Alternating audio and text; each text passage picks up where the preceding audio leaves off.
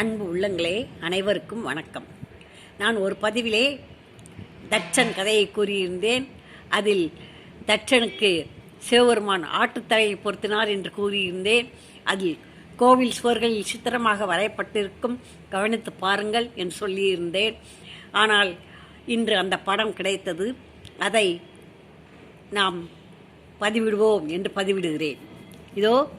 இது சீனிவாசா திருக்கல்யாணம். சீனிவாசா அலமேலு மங்கா இவர்கள் திருக்கல்யாணத்தில் திக்குகள் வேதங்கள் ஓதிக்கொண்டிருக்கிறார்கள்.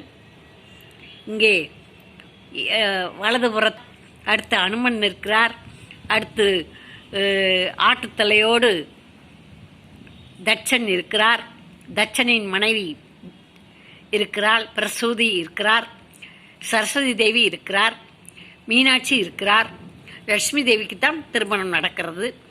அங்கே பின்னால் இந்த முனிவர்களின் ரிஷி பத்தினிகள் இருக்கிறார்கள்.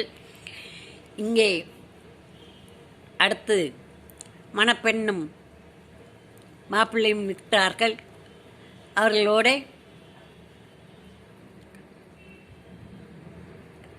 நெற்றியில் நாமமிட்டவர்கள் நிறைய இருக்கிறார்கள். விபூதி விஷய சித்தர்களும் முனிவர்களும் இருக்கிறார்கள். நாரதர் சிவபெருமான் இருக்கிறார். நாரதர் இருக்கிறார். சுகதேவ முனிவர் கிளி வடிவமாக இருக்கிறார். குபேரன் இருக்கிறார். பிரம்மான் இருக்கிறார். அக்னி பகவான் இருக்கிறார். அடுத்து குபேரனுக்கு கீழே முருகன் வேல் வைத்து கொண்டு நின்று இருக்கிறார்.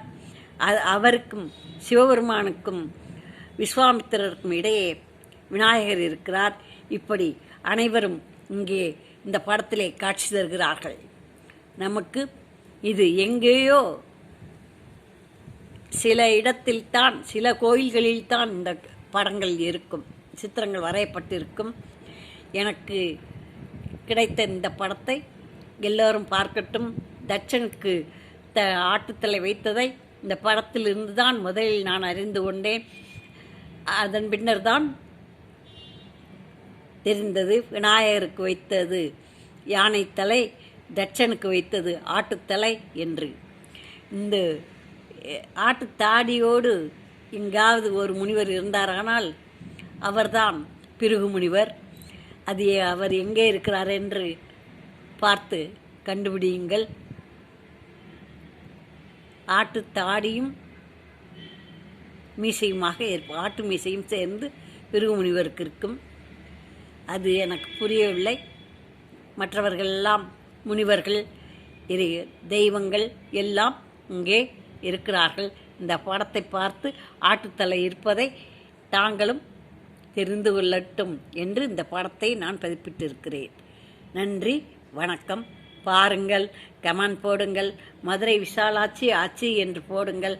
உங்களுக்கு இந்த பதிவுகள் வரும். தொடர்ந்து பாருங்கள். புராண கதைகள் நிறைய சொல்லுகிறேன். அவற்றை எளிய முறையில் சொல்லுகிறேன். அதை கேட்டு கவனித்து நீங்கள் குழந்தைகளுக்கு சொல்லுங்கள். நன்றி, வணக்கம்.